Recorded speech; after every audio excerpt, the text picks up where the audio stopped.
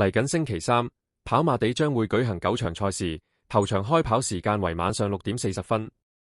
今次我哋將會分析頭場5班1650米，究竟邊匹馬要拖，邊匹可以飛？大家記得聽到最尾。講分析之前，回顧一下過去呢個週末我哋 DWQ 賽馬頻道嘅成績。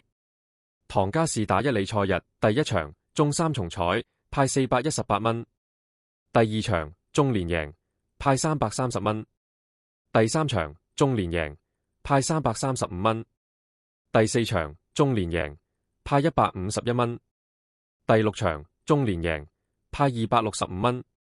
心水清嘅網友，如果運用我哋嘅心水，買其中3場連贏過關，相信已經輕鬆贏過萬，恭喜你哋！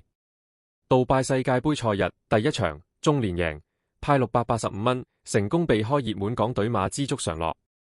第二場半冷 win， 派60蚊，成功避開大熱門港隊馬的愛心。第三場中連贏，派188個半。第四場大冷 win， 派663蚊，位置連贏，派204蚊。第六場中連贏，派117個半。心水清嘅網友，如果運用我哋嘅心水，買其中3場混合過關，相信已經輕鬆贏過萬，恭喜你哋！講返嚟緊星期三，頭場5班1650米，1號馬特風唔好彩抽咗個12檔，或得。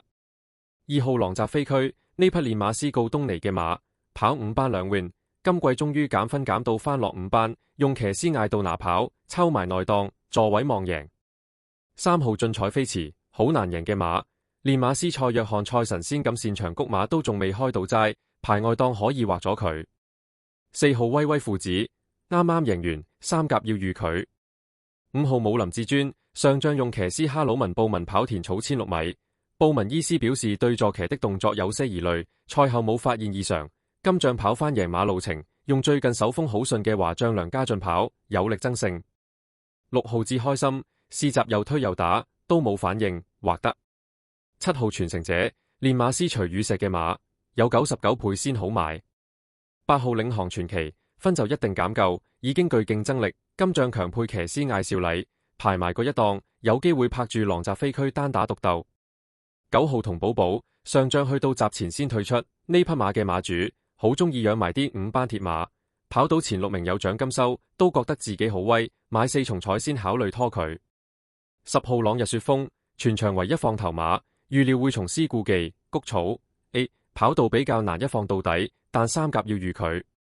11號着領先上仗3月19號被驗出咗後腿管骨受傷，因而退出賽事，骨傷一般冇咁快好返，咁快再出賽，希望唔好造成意外，禍及其他人馬。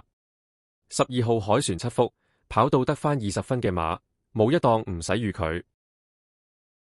喜歡我哋 DWQ 賽馬頻道嘅朋友，可以俾個 Super Thanks 支持我哋，多多益善，少少無拘。